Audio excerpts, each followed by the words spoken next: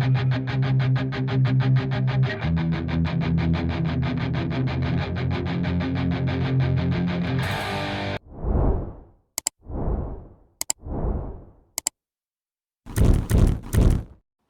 and welcome back to the David67 Celtic News YouTube channel.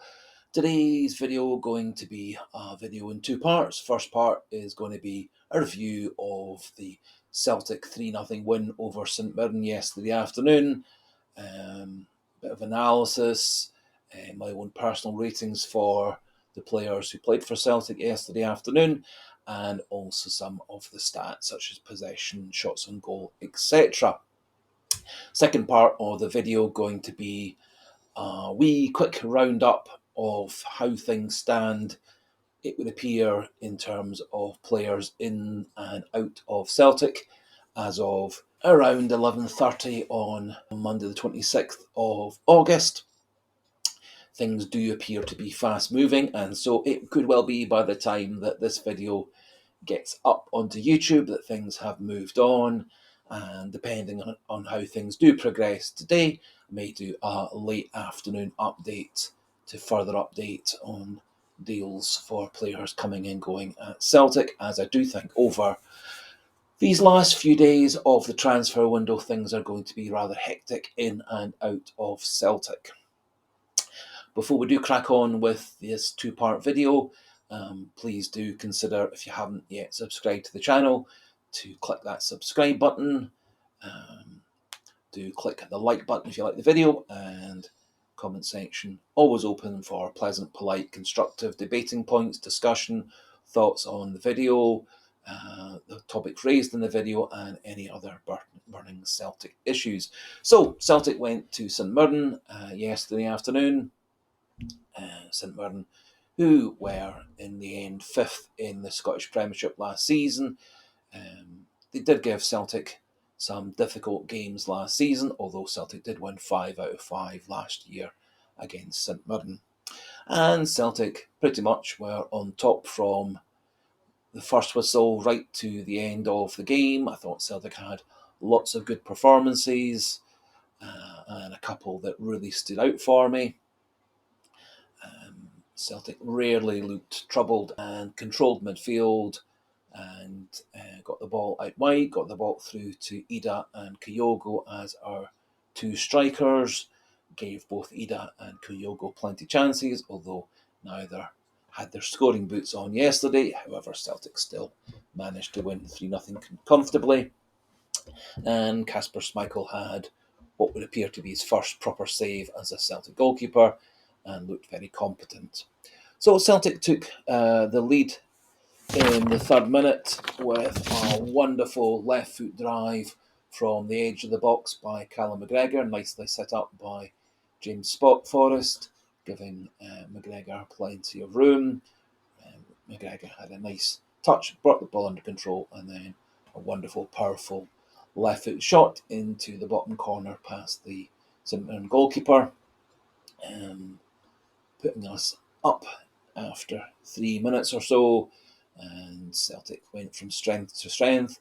Lovely cross in by Alex Johnson, knocked back by Dyson Maida, and Rio Tati added to the score in the 33rd minute, again with a lovely sweeping left foot drive from the edge of the box, giving the St Mirren goalkeeper no chance. Adi Maida had a couple of good chances in the first half, but couldn't quite get them past the St Mirren goalkeeper. We had a couple of shouts for penalties turned down, and Celtic pretty much in total control in the first half. A few balls over the top, but Scales and Carter Vickers on the whole managed to defend those, and Celtic completed their 3-0 win with a lovely late goal by Alex Johnston in around about the 70th minute. Johnson got the ball out to Nicholas Kuhn. Nicholas Kuhn squared the ball back to Alistair Johnson in the box, and Alistair Johnson drove the ball high into the net for a 3-0 win. So, just going to pop in now those 3 wee goals in a wee highlights package taken from Sky Sports coverage of the game, and then we'll crack on with the stats and the ratings, and one or two other wee thoughts regarding Celtic's win yesterday.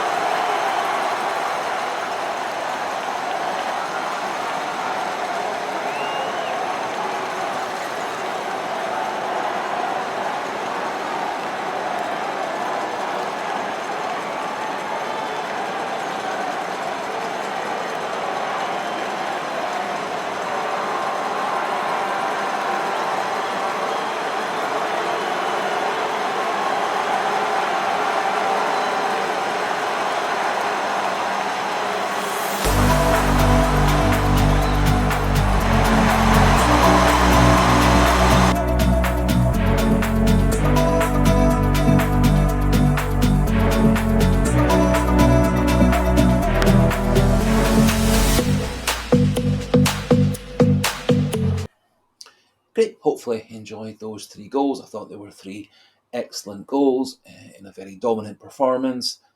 Lots of positives. I thought Celtic looked very strong at the back. Carter Vickers and Scales had a nice, confident game. They were rarely outmuscled or outpaced by St Mirren's twin strikers. I thought Alvin Sanchez had his best game of the season at right back. Leo Hatate and Callum McGregor controlled midfield. Paulo Bernardo was a wee bit disappointing. And our white players, Forrest and Kuhn and Maeda, all did well. Ida and Kyogo got themselves into scoring positions, although neither were able to beat the goalkeeper. So, just looking at some stats for yesterday's game, Celtic dominated possession 76-24. Celtic had 21 shots to St Mirren's 3. Celtic had 8 shots on target to just 1 by St Mirren. 5 off targets by Celtic, no off targets by St Mirren. And Celtic had 8 shots blocked, and St Mirren had 2 shots blocked, with the St Mirren goalkeeper making 5 saves and Kasper Schmeichel 1 save, which for me is his first proper save for Celtic. Corners were 10-2 in favour of Celtic, and we had 48 touches in the St Mirren box to just 9 by St Mirren. So pretty much confirms Celtic were massively on top. They had tons of the goal scoring opportunities. We were very sound in the box defending, and we rarely let St Mirren into our box in a threatening situation.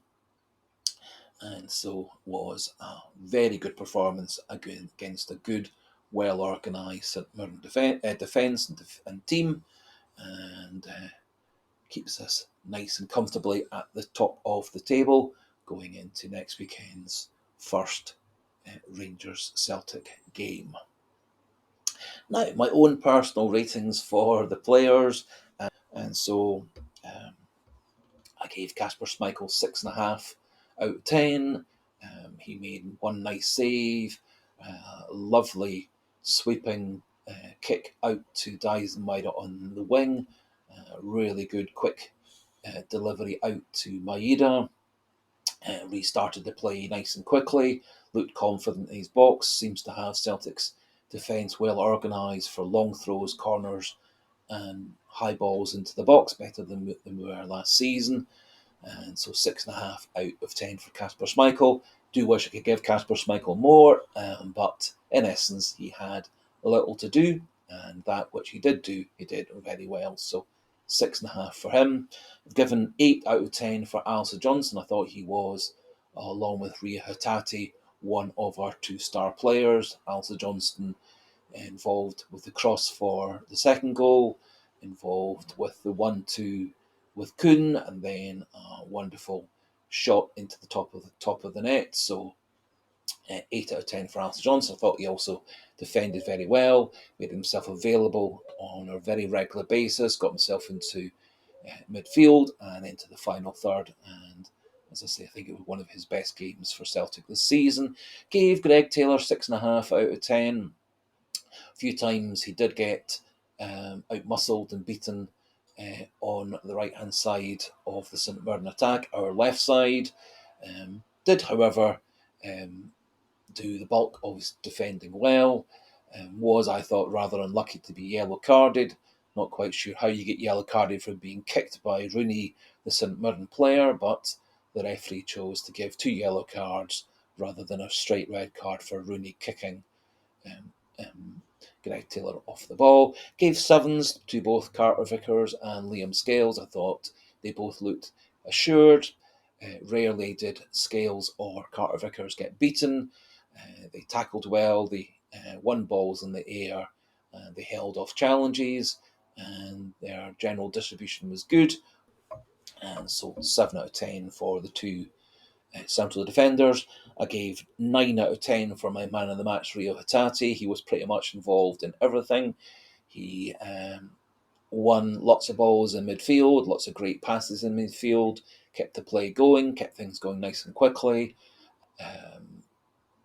Scored the second goal with a wonderful left foot shot, had other shots on goal, could easily have scored 2 or 3 yesterday, and was, I think, also Reo Hatate's best game of the season. Cal McGregor, another great game for Celtic, 8 out of 10 for him.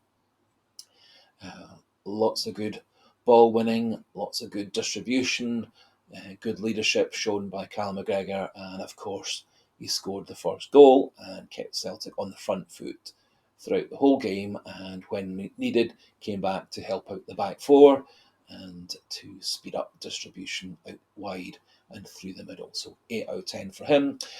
Pilla Bernardo was a wee bit disappointed. It did look more like Celtic were using Pilla Bernardo, Reo Hatate and Callum McGregor as a rather fluid 3 central midfielders rather than any of them taking over Matt O'Reilly's more advanced attacking midfielder role. Paulo Bernardo wasn't really massively involved in very much and was substituted later in the game. So 6 out of 10 for Paulo Bernardo, although I do think good performances from him are just around the corner once he gets fully into match sharpness. 7s out of 10 for both James Forrest and Dyson Maida. Both showed nice runs down the outside. Dyson Maida a couple of times broke into the box. Could have been a couple of penalties given for fouls on Dyson Maida. However, the referee and VAR chose otherwise. Dyson Maida also had a nice header to set up Reo Hatate's goal, and also a nice header in the second half that flashed past the far post. So 7 for Dyson Maida. 7 for James Forrest. I thought in the first half he did a lot of good work down his right wing. Some nice balls, some nice passes. He was, of course, a key member of the first goal with his square pass to Callum McGregor. Did think he lost a bit of energy in the second half, and he was very capably replaced by Nicholas Kuhn, who apparently had a bit of a back problem, according to Rodgers, through the week, which had shortened his ability to train. Nicholas Kuhn, I thought, came on and had a great game for Celtic. He did look threatening down the right, cut inside, had a shot blocked that could have been a goal, and was part of the setup to give Alvin Sanchez the third goal for Celtic. So 7 out of 10 for Nicholas Kuhn. Hopefully he keeps fully fit this week, because I think he and Maida could cause Rangers massive problems next weekend in the first Rangers-Celtic game of the season. Gave 6 for Adam Ida. Thought he looked busy up front. Thought he looked like he maybe was lacking a bit of match sharpness. He had a couple of good chances, which the goalkeeper did well to save. And he was later substituted by Kyogo. I've given Kyogo 6.5. He did have a really good chance second half when he was put through by Alvin Sanchez, but the goalkeeper did very well to save it and push it over the bar. Kyogo, lots of nice runs, showed lots of willingness to get forward, and I would expect that he'll be the one who starts next week against Rangers. And I've also given 6.5 to Alistair Ralston, came on late to replace Greg Taylor, who had just been booked. Got himself involved a wee bit, hardly had anything to do defensively. Thiago Home came on late. Again, much the same as Paulo Bernardo, didn't really get himself terribly involved, no real positives or negatives, so 6 out of 10 for him. And again, I think he, like Paulo Bernardo, probably needs a few starts, a bit more time playing, and I think in the long run, both Bernardo and Thiago Home are going to turn into very good Celtic players in the long term. Also, great to see Francis Turley, our young 18-year-old Northern Ireland player, come on for his full debut. 5-10 minutes at the end, including the added time. However, a few nice touches, got himself involved in a few ball-winning challenges in midfield, and I think he also could be a player in the next year or two who could turn into a very good player for Celtic, and he has signed a long-term deal at Celtic. Second part of the video, which was a wee roundup of the transfer news in and out. It's thought that Matt O'Reilly will be signing for Brighton today, Monday morning. He's been down for a medical. Personal details have already been pre-negotiated and agreed, and it's just thought a matter of dotting all the I's and crossing all the T's, and Matt O'Reilly should be a Brighton player later on Monday. Deal thought to be a package of 30 million. I think Celtic have got a very good deal. Clearly, O'Reilly wanted to move on. Don't think it's fair to block players' career path on the up. And so Brighton, I think, is a good move for him. Now, it is thought that Celtic are flying in young Spanish left-back Alex Valle, who currently plays for Barcelona. He's 20 years old. He's been part of the Spanish under-18 and under-19 setup for a couple of years. He's been at Barcelona for 5 years. Did spend one season out on loan to Levante with 29 games there for Levante last season, 6.97 out of 10 as his season-long rating. 20 years old, 5'10", and has just signed an extension at Barcelona for 2 years, taking him up to June 2026. However, it's thought this is a season-long loan, although there is no compulsory purchase option at the end. It is known that there is a £2.5 million clause in Valle's current contract with Barcelona, and so it may well be, if the loan year for Valle works out well, that Celtic then negotiate a price with Barcelona, and as I said, there does appear to be a £2.5 million purchase clause in Valle's contract, although there isn't the clause in the £1.3 million loan deal for 12 months that Celtic have taken out with Barcelona. However, Valle is thought to be now in Glasgow, about to have his medical, and the loan signing should be completed later on today, Monday. Celtic also have reopened the negotiations with Los Angeles FC in Major League Soccer for Mateusz Bogusz, the attacking midfielder and striker. It's thought that the asking price is going to be in the region of £8 to £9 million.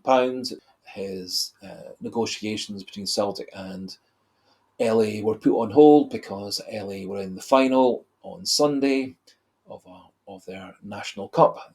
They lost 3-1, and Bogusz was taken off in the second half. Not sure if that's an indication that LA are willing to sell Bogusz this transfer window, and it is thought that offer of 8 to 9 million should secure Bogusz's signature. However, LA do have all the cards in their deck because they have him under contract for a couple more years. Although it is thought that Bogusz wants to come to Celtic to get Champions League exposure. There appears to be a similar situation with Arie Engels, the 20-year-old Belgian under-21 star player playing for Augsburg in Bundesliga. It's thought that Engels has negotiated the terms of his deal to come to Celtic. However, Celtic now have to convince Augsburg to sell Engels. It's thought that Celtic have put in a bid of £6.5 million. Not clear if there were any add-ons to that £6.5 million price or just a straight £6.5 million. It's thought that Augsburg are probably looking for something in the region of 8 to 10 million. And so I do wonder whether, with negotiations, that a few add-ons and percentages and sell-on clauses, etc., will be added on to bring the deal up to in the region of the same sort of price that we paid for Adam Ida just recently. So something in the region of the 9-10 million. I think Engels is a player with massive potential. He's got 100 games, even though he is only 20 at the full professional level. He's had a great season last season in the Bundesliga. And I think he is a player with a lot of versatility, a lot of ability. I think he could go straight into the Celtic team. Does cover attacking midfield, central midfield, defensive midfield, even can play right back and out wide on the right. And so I do really hope that Celtic go 100% to get Engels to the club. He's very keen to come to Celtic for the Champions League exposure, and I think he could give Celtic several good seasons and then be similar to Matt O'Reilly, someone that gets sold on in a few years' time for a massive profit to allow Celtic to reinvest in their current squad at that time and bring in new players also. Celtic also thought to be remaining in negotiations for Alvin Sanchez of FC Lausanne. He is more of a left-sided midfielder and attacking midfielder.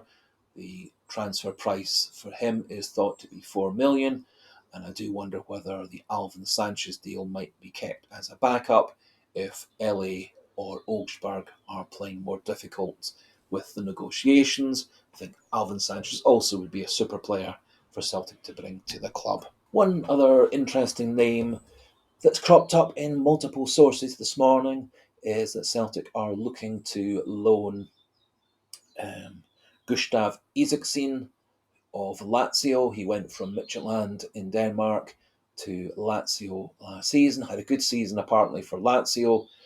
However, the new manager at Lazio doesn't see Isaksen in his first team plans, and so Isaksen is thought to be available initially for a loan and then a purchase price at the end of that 1 year loan. Isaksen currently rated at £12 million, so clearly a very, very good player. A few of you last summer were suggesting Celtic going after him before he ended up at Lazio. And it is thought that Isaksen would be amenable to coming to Celtic and amenable to signing the loan deal with the view to compulsory purchase at the end of that. That one still looks, at the moment, more speculation rather than anything confirmed, although it could well be, as I said at the start of the video, that by the time that I finish talking this and getting it all loaded up, that it may be several of these deals have moved on, several of the deals may have dropped out, and so I may well do another video, as I said, later in the day, just to update things, depending on how things progress. One player who has definitely left Celtic is Yuki Kobayashi. He has gone off to Portugal, 3-year deal for Portimonense, who are a relegation battling side in Portugal. That's been confirmed as a 3-year deal, and the fee has been quoted as being undisclosed.